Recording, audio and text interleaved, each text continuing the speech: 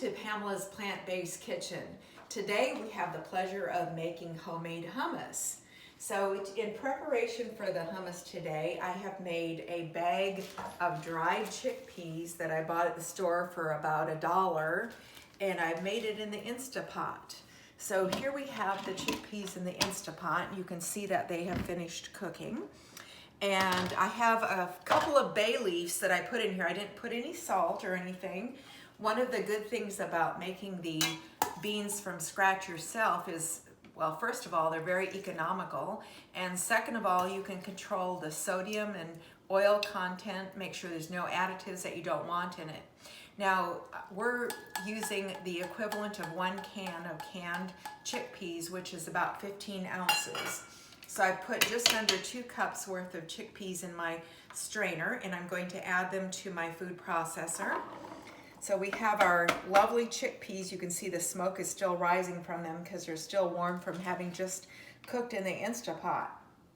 Now we're going to be adding some tahini. Now I have some raw tahini, which is a sesame seed paste, and tahini is really a good source of healthy fat. It's a seed, and it's very good with calcium for your diet. You want to get the non-processed seeds that aren't hulled. This particular raw organic tahini is a really good product.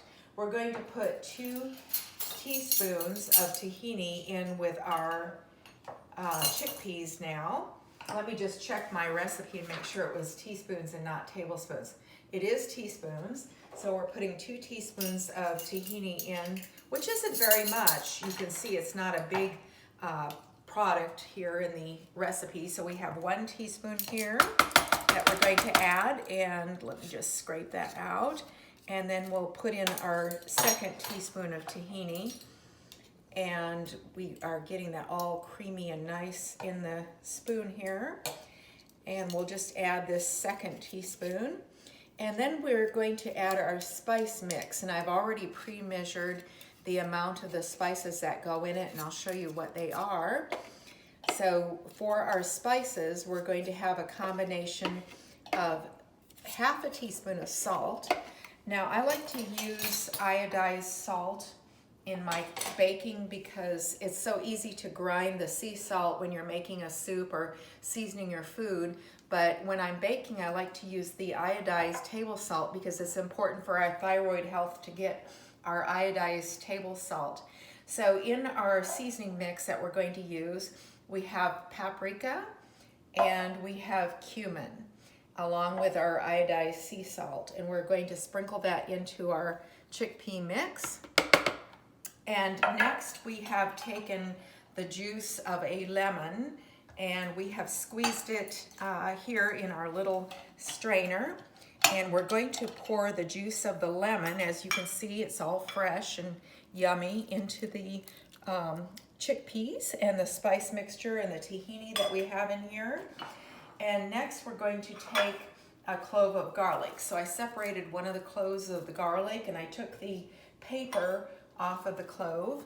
And you can crush it or you can just slice it up a little bit because we're going to be mixing this together in the food processor. And so we have 1 clove of garlic with this. And in checking this, it called for some olive oil, but to substitute to make the recipe a little bit healthier, I'm going to use some of my homemade vegan vegetable stock that I make. I save all of my trimmings from my vegetables for the week, and I go ahead and cook those down once a week and have a pot of veggie broth ready to go. We can add a little bit more if it's too thick. So let's see, we've got our 15 ounces of chickpeas, our 2 teaspoons of tahini paste, our 1 clove of fresh garlic, 1/2 teaspoon cumin, 1/2 teaspoon iodized salt, 2 tablespoons of vegetable stock, 2 tablespoons of lemon juice, and a teaspoon of paprika powder. So we're going to go ahead and puree our hummus now and turn it into something creamy and delicious.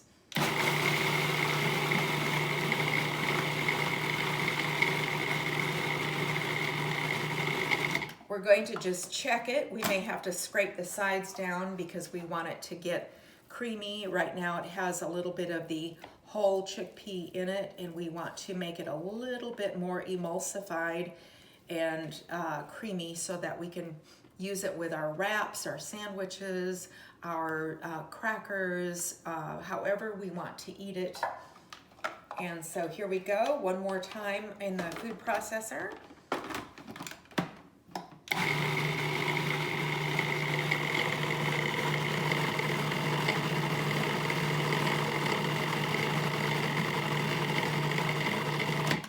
All right, let's see what our product looks like here. It looks nice and creamy to me, and as you can see, it has the texture of a nut butter and looks delicious. So I hope that you have enjoyed learning how to make easy homemade hummus. It just takes 5 minutes to mix it up once you've measured out your products and you have your cooked chickpeas.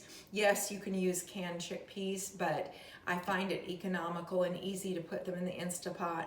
So enjoy your hummus recipe and healthy eating.